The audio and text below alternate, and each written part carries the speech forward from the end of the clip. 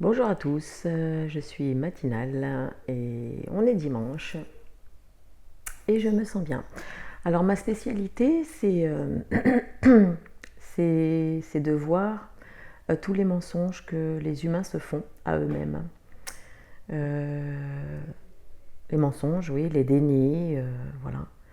Et ça, je fais ça depuis quelques années et je perçois de plus en plus en fait la réalité des choses et ce qui est vrai et faux en soi, donc c'est l'inconscient.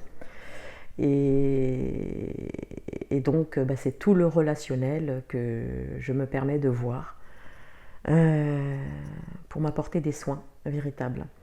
Donc c'est facile pour moi de voir quand une personne me parle et qu'elle se ment à elle-même et qu'elle est persuadée de ce qu'elle dit alors que dans la réalité des faits, c'est tout l'opposé de ce qu'elle dit.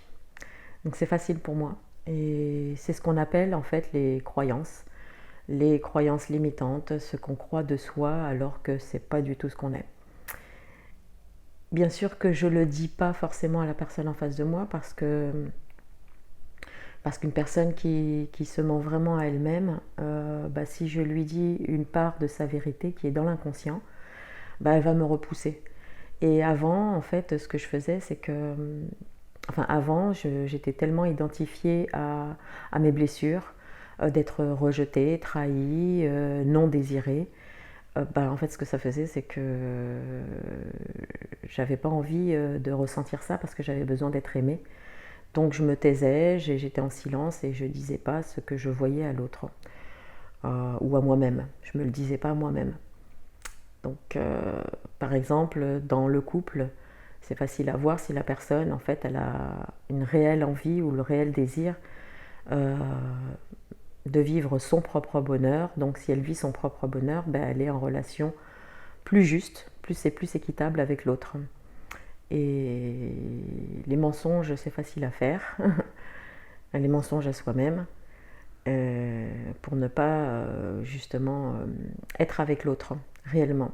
Donc ça peut créer plein de conflits et c'est les conflits de toute l'humanité en gros. Donc par exemple dans mes soins, quand une personne me dit voilà je vis ça, ça, ça, ça, je me comprends pas et pourtant je fais tout pour ça. Ouais, mais c'est toujours une personne qui sera blessée, qui a peur de vivre, qui a peur d'être honnête avec elle-même parce que elle ne se reconnaît pas là-dedans et en fait ce sont des choix de vie qui nous poussent justement à s'ouvrir à qui on est. Quand on perçoit le vrai du faux, ça permet d'opter pour une meilleure relation avec soi-même et avec les autres. Quand on est honnête avec soi-même, quand on veut bien voir les choses telles qu'elles sont, ça permet de mieux se choisir et,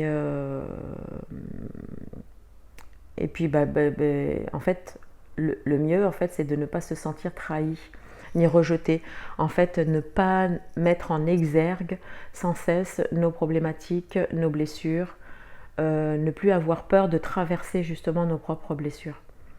Tant qu'il y a énormément de peur de soi, d'aller à sa rencontre, ça crée une peur d'aller se rencontrer et d'être honnête avec soi-même, ça fait fuir, ça fait peur.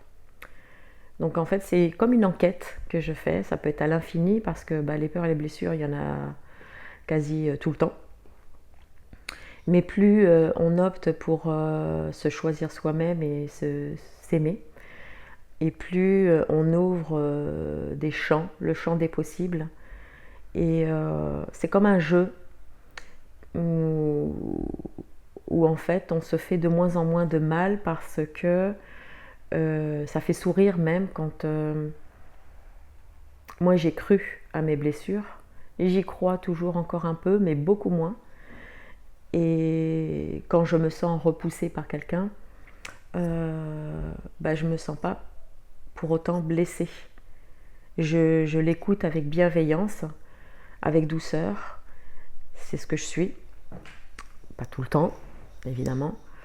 Euh, mais ça, comment dire, je repousse plus l'autre en lui disant ses défauts, mais plutôt en observant moi, ma part subliminale et ce que je dis concrètement, ce que j'exprime. Voilà. Donc l'idée, c'est d'aller à la rencontre de soi et de ne plus se faire de mal, parce qu'en fait, on n'est pas venu sur Terre pour se faire du mal à la base. C'est juste aller à la rencontre de soi, de se découvrir et de vivre une vie paisible, sans s'identifier tout le temps à la douleur, à la souffrance et aux blessures. Voilà.